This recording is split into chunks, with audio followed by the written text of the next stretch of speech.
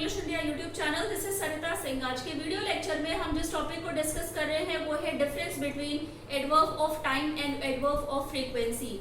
इन दोनों को ही आप सेंटेंस में किस तरह से आइडेंटिफाई करेंगे कि कब adverb as a adverb of time की तरह आया है और कब adverb as a adverb of frequency की तरह आया है। तो इसी बात को आज हम डिस्कस करेंगे। तो इसी से रिलेटेड कुछ इंपॉर्टेंट पॉइंट है, उन्हें देखते हैं। तो जो एडवर्ब ऑफ टाइम होता है इसको आप समझ लीजिए, एडवर्ब ऑफ टाइम के जो भी सेंटेंस होते हैं वहां पर जब आप वर्ब से, क्रिया से कब का आंसर पूछते हैं, व्हेन का आंसर जब आपको मिल जाता है सेंटेंस में आई हुई वर्ब से, क्रिया से, तो वो सेंटेंस में वहां पर एडवर्ब ऑफ टाइम का यूज होता है।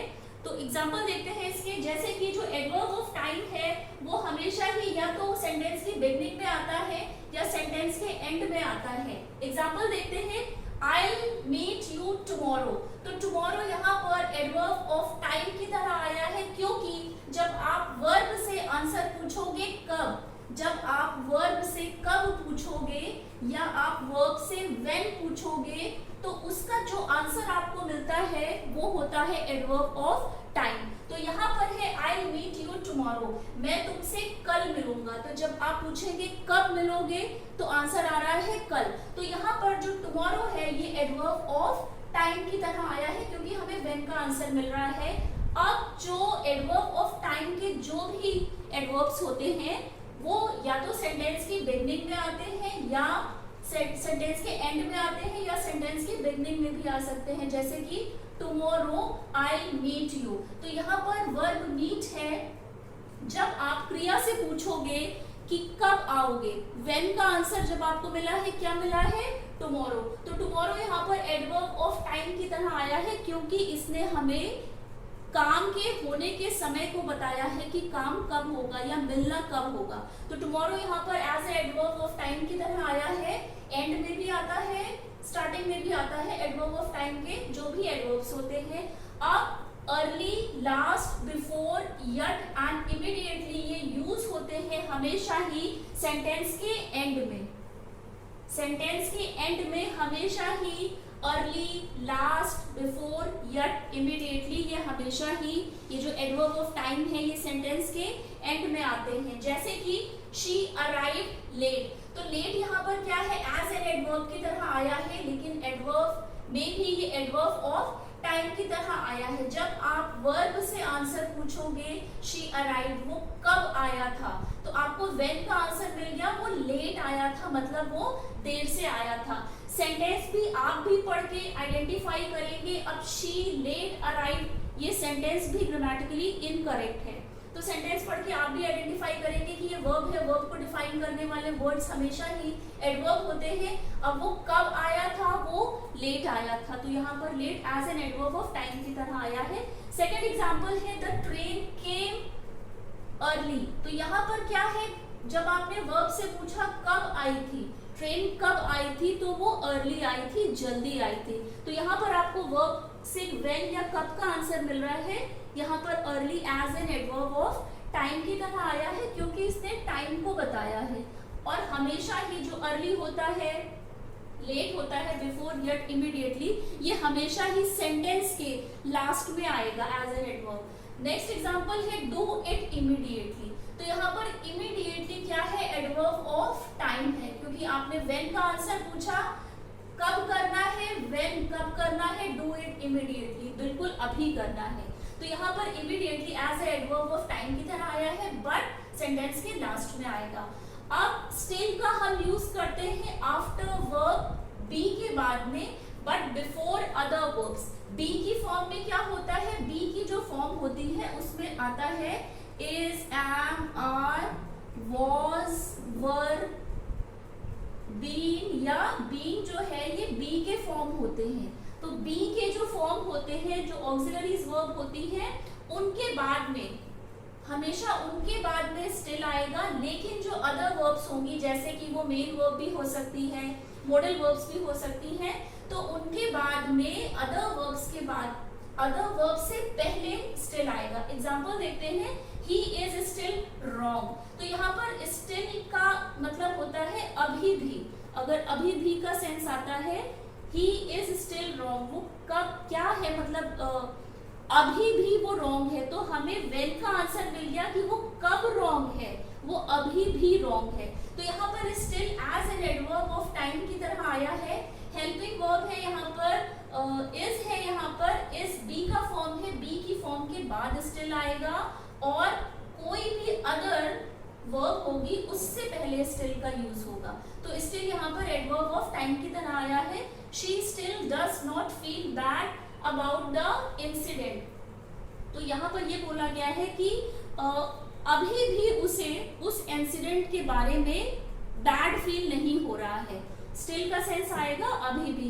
कब नहीं उसे फील हो रहा है, स्टिल अभी भी उसे उस इंसिडेंट के बारे में बैड फील नहीं हो रहा है। तो एडवर्ब ऑफ टाइम को आप किस तरह से आइडेंटिफाई करेंगे, जब आप वर्ब से कब का आंसर पूछेंगे, व्हेन पूछेंगे, क्रिया जो हुई है वो कब हुई थी, वहां पे जो आपको वर्ब से आंसर मिलता है वो एडवर्ब ऑफ टाइम आएंगे। Early, last, before, yet, immediately ये हमेशा ही सेंटेंस के लास्ट में आएंगे। और जो एडवर्ब ऑफ टाइम होगा वो बिगिनिंग में भी आ सकता है, एंड में भी आ सकता है, लेकिन early, last, before, yet, immediately ये हमेशा ही सेंटेंस के एंड में आएंगे। स्टिल भी आएगा, जो बी के वर्ब की फॉर्म होती है उनके बाद में आएगा, और अदर वर्ब से पहले आएगा। अब हम देखते हैं कि एडवर्ब ऑफ फ्रीक्वेंसी क्या होती है।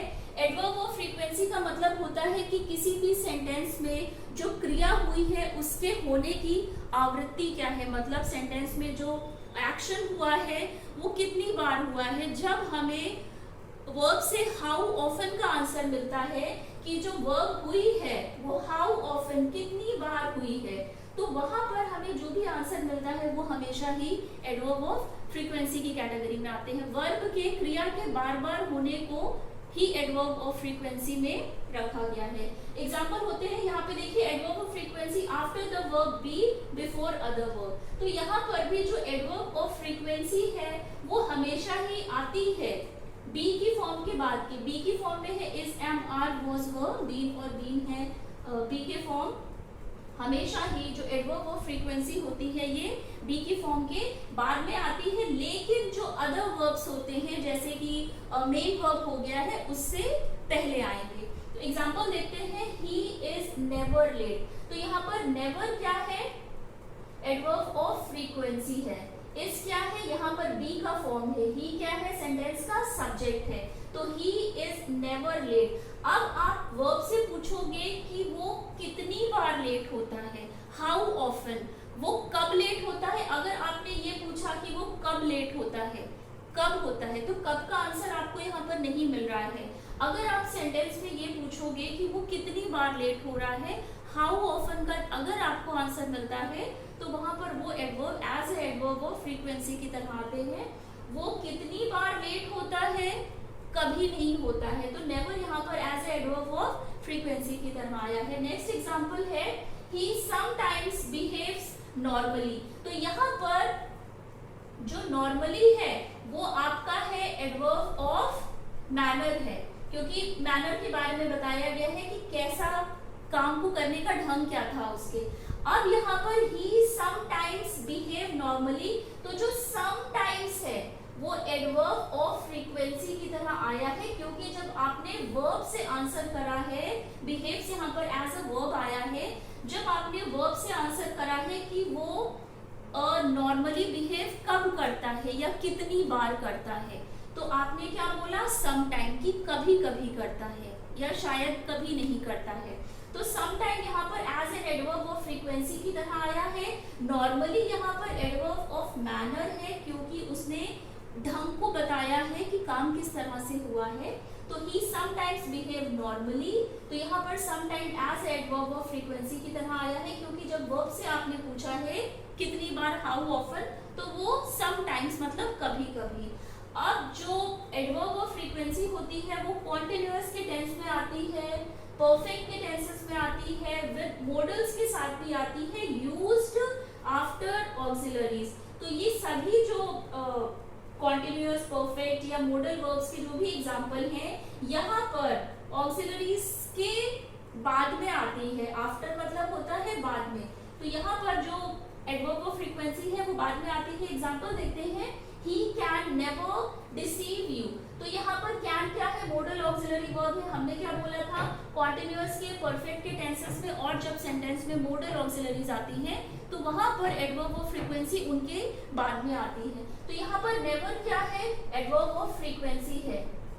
कैन मॉडल ऑक्सिलरी है। He can never deceive you. Deceive का मतलब होता है बहकाना या भ्रमित करना। तो वो कब आपको भ्रमित करेगा या बहकाएगा या कब आपके माइंड में वो इस तरह की बातें डालेगा, नेवर मतलब कभी नहीं। तो आपको कब का आंसर मिल गया, आपको हाउ ऑफन का आंसर मिल गया है कि कितनी बार वो करेगा, नेवर। तो नेवर यहाँ पर एज एडवर्ब ऑफ फ्रीक्वेंसी की तरह आया है। लास्ट एग्जांपल है she is frequently meeting me these days. तो यहाँ पर भी इस जो है वो बी का फॉर्म है, इसके बाद में आया है frequently. She is frequently meeting in these days, मतलब वो मीटिंग कितनी बार कर रही है। हाउ ऑफन का जब आपको आंसर आया है, जो क्रिया हो रही है उसकी आवृत्ति क्या है करने की, क्रिया बार बार हो रही है तो वहां पर जो भी क्रिया होगी उसको और डिफाइन करेगा एडवर्ब ऑफ फ्रीक्वेंसी। तो फ्रीक्वेंटली यहाँ पर as a adverb of frequency की तरह आया है क्योंकि उसने क्रिया के बार बार होने को बताया है। सेंटेंस पढ़कर भी आप देखेंगे अब यहाँ पर इस तरह से नहीं होगा कि she frequently is meeting me these days. तो सेंटेंस भी ग्रामेटिकली करेक्ट नहीं होगा। सेंटेंस पढ़ के आपको भी थोड़ा आइडेंटिफाई करना होगा कि सेंटेंस का स्ट्रक्चर क्या है, कौन सा वर्ड किस सही जगह पे प्लेस होगा। तो यहाँ पर भी एडवर्ब ऑफ फ्रीक्वेंसी का एग्जाम्पल है जब आपने वर्ब से आंसर करा है हाउ ऑफन या कितनी बार। तो आज के वीडियो लेक्चर में हमने डिस्कस करा है एडवर्ब ऑफ टाइम को एंड एडवर्ब ऑफ फ्रीक्वेंसी को। आप कैसे आइडेंटिफाई करेंगे, सेंटेंस में एडवर्ब ऑफ टाइम आया है तो आप वर्ब से क्वेश्चन करेंगे कब या व्हेन का। तो अगर आपको कब या व्हेन का आंसर मिलता है तो वो वर्ड यहाँ पर, वो वर्ड या वो एडवर्ब वहां पर as a adverb of time की तरह आया है। एडवर्ब ऑफ फ्रीक्वेंसी को आप इस तरह से आइडेंटिफाई करेंगे कि आप वर्ब से आंसर करेंगे कि जो एक्शन हुआ है वो कितनी बार हुआ है। हाउ ऑफन का अगर आपको आंसर मिल जाता है तो वहां पर वो adverb as a adverb of frequency की तरह यूज होगा। तो आज के वीडियो लेक्चर में बस इतना ही। आई होप आपको आज का वीडियो लेक्चर पसंद आया होगा। टिल देन टेक केयर, मिलते हैं अपने नेक्स्ट वीडियो लेक्चर में।